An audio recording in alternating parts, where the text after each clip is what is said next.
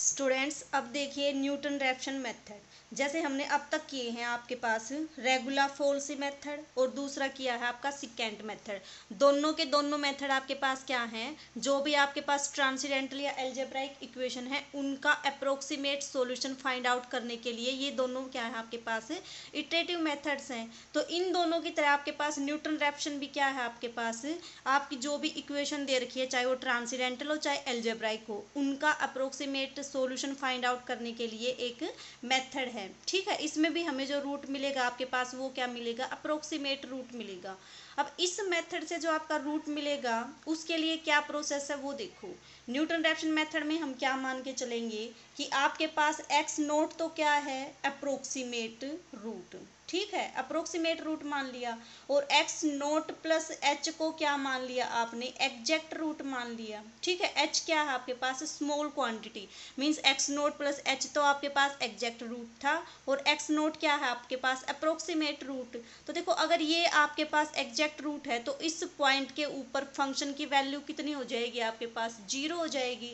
तो आपका F of x naught plus H कितना आ जाएगा, 0 आ जाएगा। अब हम क्या करेंगे, इसके ऊपर टेलर एक्सपेंशन लगाएंगे। टेलर एक्सपेंशन क्या होती है आपके पास, f of x naught plus h is equal to function की value at point x naught, means f of x naught plus h f dash x naught plus h square by 2 factorial f double dash x naught, this and so on. अब देखो, H क्या है आपके पास, बिल्कुल small quantity कि ये आपके पास क्या है, ये एक्स नोट प्लस एच है, और ये आपके पास क्या है, एक्स नोट है। तो एच क्या है आपके पास, बिल्कुल स्मॉल क्वांटिटी है जो आपका इस रूट को जब हम अप्रोक्सीमेट करेंगे उसके लिए। तो आपको पता है कि अगर कोई क्वांटिटी स्मॉल है उसका अगर हम फर्दर पावर करते जाएंगे तो वो क्या होती जाएगी, और कम होती जाएगी। जैसे मान लो आपके पास 1/9 है, अगर इसका आप स्क्वायर करोगे तो कितना हो जाएगा, 1/81। ये बहुत स्मॉल होगी, और इससे भी और ज़्यादा इसकी पावर करते जाएंगे तो और ज़्यादा स्मॉल होती जाएगी। 1/9 तो फिर भी आपकी ज़्यादा क्वांटिटी है, एच तो वेरी वेरी स्मॉल क्वांटिटी है, तो जैसे ही इसका स्क्वायर करोगे वो और ज़्यादा छोटी होती जाएगी। इसलिए हमने क्या किया, जो भी हायर ऑर्डर पावर हैं उनको क्या कर दोगे, नेग्लेक्ट कर दोगे। तो इनको अगर आप नेग्लेक्ट करोगे तो आपके पास रिजल्ट क्या बच जाएगा, F of x naught plus H की वैल्यू कितनी आ जाएगी आपके पास, ये आपके पास 0 आ जाएगी। तो ये तो आपके पास आ गई 0। This is equal to f of x naught plus h f dash x naught. यहाँ से एच की वैल्यू कितनी आ जाएगी आपके पास, h is equal to minus f of x naught divided by f dash x naught. ये आपके पास एच की वैल्यू आ गई। ठीक है, अब देखो, जो आपका फर्स्ट अप्रोक्सीमेट रूट होगा उसको हमने क्या मान लिया, x1 मान लिया। अब देखो, h को जब हम मान लो इसमें x नोट में अप्रोक्सीमेट रूट में ऐड करोगे तो आपके पास क्या आएगा, एक और अप्रोक्सीमेट रूट आएगा h, क्योंकि आपके पास हम एग्जैक्ट नहीं निकाल पाएंगे क्योंकि हमने कुछ टर्म आपकी छोड़ दी। तो ये जो h है आपका और हमने ये h निकाला है, इनमें थोड़ा सा डिफरेंस है, क्या कि हम इस h की पूरी एग्जैक्ट वैल्यू नहीं निकाल पाए। तो जब हम इसको इस रूट में ऐड करेंगे तो आपके पास जो वैल्यू आएगी वो ये एग्जैक्ट वैल्यू ना आके आपके पास क्या आएगी, अप्रोक्सीमेट वैल्यू आएगी। और उस अप्रोक्सीमेट वैल्यू को हमने मान लिया x1, और वो x1 क्या आएगी आपके पास, इस x नोट में जब ये h ऐड करोगे वो quantity, means x note plus h की वैल्यू कितनी है आपके पास, ये तो पुट कर दो, कितना आएगा, x note minus F x naught divided by f dash x note. तो ये आपके पास फर्स्ट अप्रोक्सीमेट वैल्यू आ गई। आया समझ में, h आपके पास बिल्कुल ये वैल्यू नहीं आई जो हमें एग्जैक्ट वैल्यू देती, क्योंकि हमने कुछ टर्म को यहाँ पे छोड़ दिया तो ऑब्वियस सी बात है h जो आएगा वो इस h से थोड़ा सा स्मॉल होगा। तो जब हम इसको x नोट में ऐड करेंगे इस h को, तो ये आपके पास ये एग्जैक्ट वैल्यू ना आके थोड़ी और अप्रोक्सीमेट वैल्यू आएगी। जैसे मान लो ये आपके पास क्या था, एक्स नोट प्लस एच, ये आपकी एग्जैक्ट वैल्यू थी, और ये आपके पास एक्स नोट। तो इस एक्स नोट में ये जो डिफरेंस आपका ये एच है, ये हम पूरा डिफरेंस ना निकाल के हमें ये जो एच मिला है वो कुछ इस टाइप का मिला है कि जो आपका रूट था ये आपका ये अब यहाँ पे शिफ्ट हो जाएगा। तो इसलिए आपके पास जो फर्स्ट अप्रोक्सीमेट रूट आया उसकी वैल्यू क्या आई आपके पास, x1 आई। फिर हम क्या करेंगे, इसी तरह से इसको आगे और सोल्व करते जाएंगे। और ये जो h आया है इसको क्या मान लेंगे h1, क्योंकि ये h आपका ये h ना होके अलग है, तो इसलिए हमने इसको क्या मान लिया h1। नेक्स्ट स्टेप पे जब आप करोगे तो आपके पास क्या आएगा, h2 की वैल्यू आएगी, और जो आपका सेकेंड अप्रोक्सीमेट रूट आएगा वो क्या आ जाएगा, x2। This is equal to x।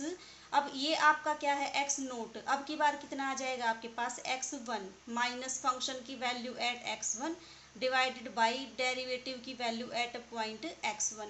इस तरह चलते चलते जब आप nth स्टेज पे पहुंचोगे तो आपके पास जो अप्रोक्सीमेट वैल्यू आएगी, आपके पास फॉर्मूला जो बनेगा डिराइव होके आपके पास, वो क्या बन जाएगा, xi plus 1। This is equal to xi minus F X I, means function की value at point X I और फंक्शन के डेरिवेटिव की value at point X I. ठीक है, तो ये आपके पास क्या बन गया, न्यूटन रैप्सन फॉर्मूला बन गया।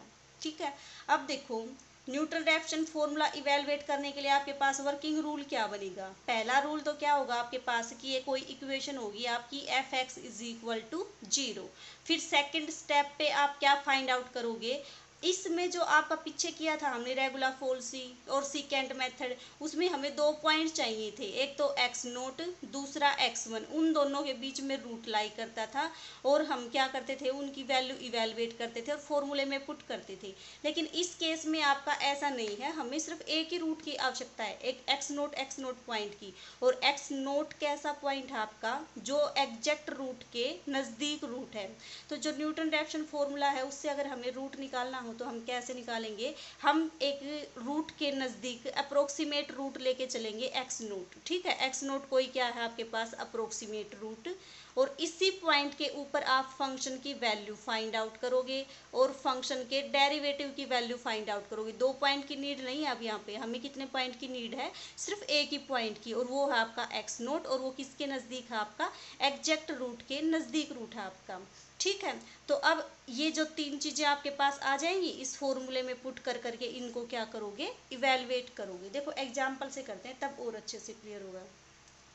एग्जाम्पल से पहले एक बार इसका ऑर्डर ऑफ कन्वर्जेंस देखो। इसका जो ऑर्डर ऑफ कन्वर्जेंस है वो बिल्कुल सिमिलर है आपका जो हमने रेगुलर फोल्सी मेथड का ऑर्डर ऑफ कन्वर्जेंस किया था, बिल्कुल उसकी तरह से। इसका जो ऑर्डर ऑफ कन्वर्जेंस आपका आएगा उसकी वैल्यू होती है आपकी 2। ठीक है, और इम्पोर्टेंट है ये वैल्यू, जो भी आपके कंपटीशन एग्जाम होते हैं उनमें मोस्टली पूछा जाता है कि न्यूटन रैप्सन मेथड का ऑर्डर ऑफ कन्वर्जेंस क्या है। ठीक है, तो इसको आप सोल्व करोगे। अब एग्जाम्पल फर्स्ट करेंगे। एग्जाम्पल फर्स्ट की क्या स्टेटमेंट है आपके पास, find the real root of equation this by Newton Raphson method which is near to 2 correct to 3 place of decimal. हमें क्या फाइंड आउट करना है, इस इक्वेशन का रियल रूट फाइंड आउट करना है, और जो रूट आपका 2 के नज़दीक है वो रूट फाइंड आउट करना है, और 3 डेसिमल प्लेसेस तक का आपका क्या हो, वो करेक्ट हो। तो इसके लिए हम वही आपका वर्किंग रूल, सबसे पहले क्या मान के चलेंगे, एफ एक्स मान के चलेंगे, फिर उसका डेरिवेटिव निकालेंगे। अब हमने क्या किया, इंटरवल देखने के लिए कि आपका जो रूट है वो किसके नज़दीक लाई करेगा, किस इंटरवल में लाई करेगा, उसके लिए फंक्शन की वैल्यू एट पॉइंट 1 निकाली, फंक्शन की वैल्यू एट पॉइंट 2 निकाली।